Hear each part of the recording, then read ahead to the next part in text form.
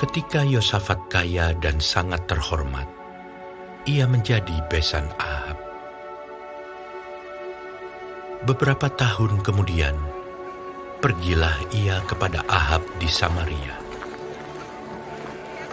Ahab menyembelih banyak kambing domba dan lembu sapi untuk dia dan rombongannya, dan mengajaknya untuk menyerang Ramot Gilead. Berkatalah Ahab raja Israel kepada Yosafat raja Yehuda, "Maukah engkau pergi ke Ramot Gilead bersama-sama aku?" Jawabnya kepadanya, "Kita sama-sama, aku dan engkau, rakyatmu dan rakyatku. Aku akan bersama-sama engkau di dalam perang." Tetapi Yosafat berkata kepada raja Israel, "Baiklah, tanyakan dahulu firman Tuhan." Lalu raja Israel mengumpulkan para nabi, 400 orang banyaknya. Kemudian bertanyalah ia kepada mereka, "Apakah kami boleh pergi berperang melawan Ramot Gilead? Atau aku membatalkannya?" Jawab mereka, "Majulah, Allah akan menyerahkannya ke dalam tangan raja." Tetapi Yosafat bertanya, "Tidak adakah lagi di sini seorang nabi Tuhan, supaya dengan perantaraannya kita dapat meminta petunjuk?" Jawab raja Israel kepada Yosafat, "Masih ada seorang lagi yang dengan perantaraannya dapat diminta petunjuk Tuhan. Tetapi aku membenci dia, sebab tidak pernah ia menubuatkan yang baik tentang aku, melainkan malapetaka. Orang itu ialah Mika bin Yimla." kata Yosafat. "Janganlah raja berkata demikian." Kemudian raja Israel memanggil seorang pegawai istana. Katanya, "Jemputlah Mika bin Yimla dengan segera." sementara raja Israel dan Yosafat raja Yehuda duduk masing-masing di atas tahtanya dengan pakaian kebesaran di suatu tempat pengirikan di depan pintu gerbang Samaria. Sedang semua nabi itu bernubuat di depan mereka. Maka Zedekia bin Kenaana membuat tanduk-tanduk besi, lalu berkata, "Beginilah firman Tuhan. Dengan ini, engkau akan menanduk Aram sampai engkau menghabiskan mereka." Juga semua nabi itu bernubuat demikian. Katanya, "Majulah ke Ramot Gilead, dan engkau akan beruntung. Tuhan akan menyerahkannya ke dalam tangan raja." suruhan yang pergi memanggil Mika itu berkata kepadanya, "Ketahuilah, nabi-nabi itu sudah sepakat meramalkan yang baik bagi raja. Hendaklah engkau juga berbicara seperti salah seorang daripada mereka dan meramalkan yang baik." Tetapi Mika menjawab, "Demi Tuhan yang hidup, sesungguhnya apa yang akan difirmankan Allahku, itulah yang akan kukatakan." Setelah ia sampai kepada raja, bertanyalah raja kepadanya, "Mika, apakah kami boleh pergi berperang melawan Ramot Gilead? Atau aku membatalkannya?" Jawabnya, "Majulah, dan kamu akan beruntung, sebab mereka akan diserahkan ke dalam tanganmu."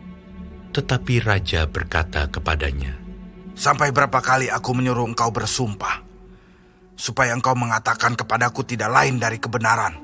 Lalu jawabnya, "Telah kulihat seluruh Israel bercerai-berai di gunung-gunung, seperti kambing domba yang tidak mempunyai gembala.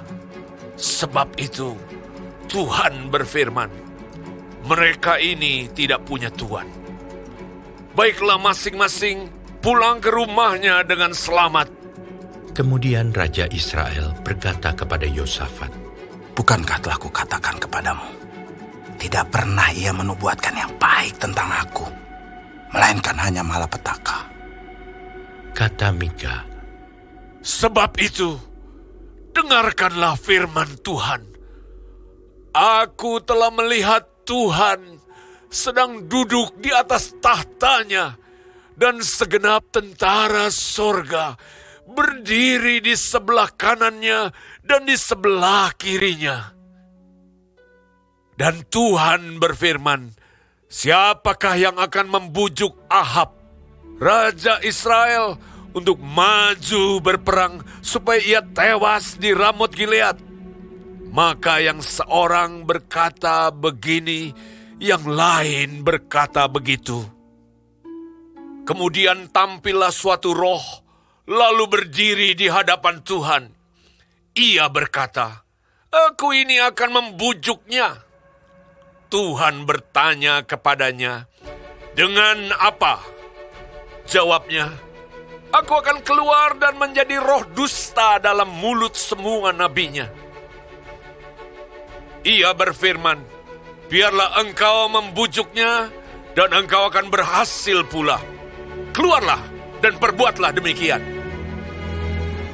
Karena itu, sesungguhnya Tuhanlah menaruh roh dusta ke dalam mulut nabi-nabimu ini.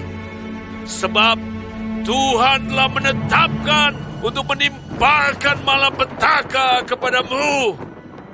Sesudah itu tampillah Zedekia bin Kenaana.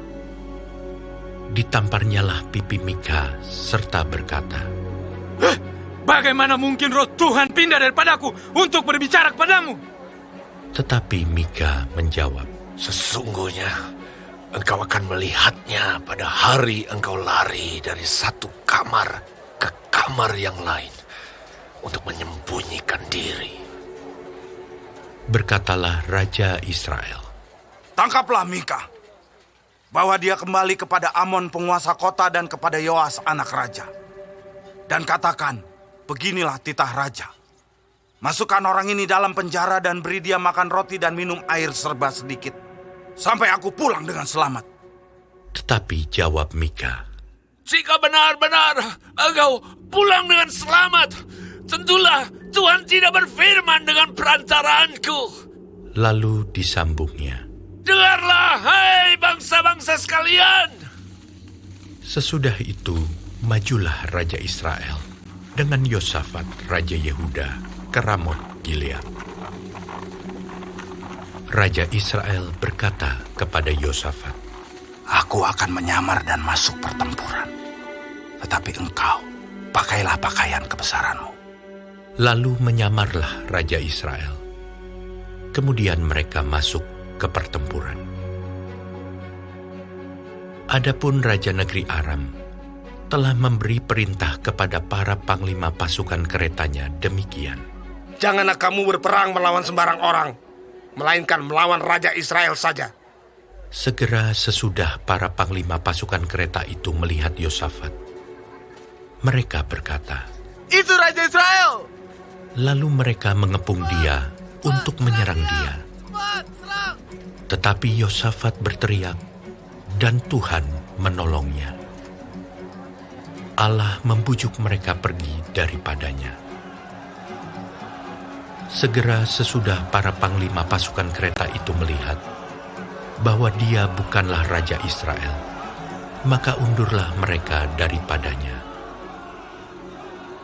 Tetapi seseorang menarik panahnya dan menembak dengan sembarangan saja, dan mengenai Raja Israel di antara sambungan baju zirahnya.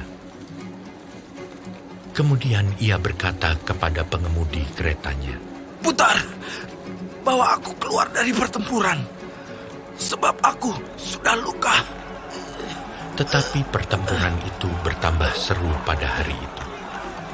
Dan Raja Israel tetap berdiri di dalam kereta, berhadapan dengan orang Aram itu sampai petang. Ia mati ketika matahari terbenam.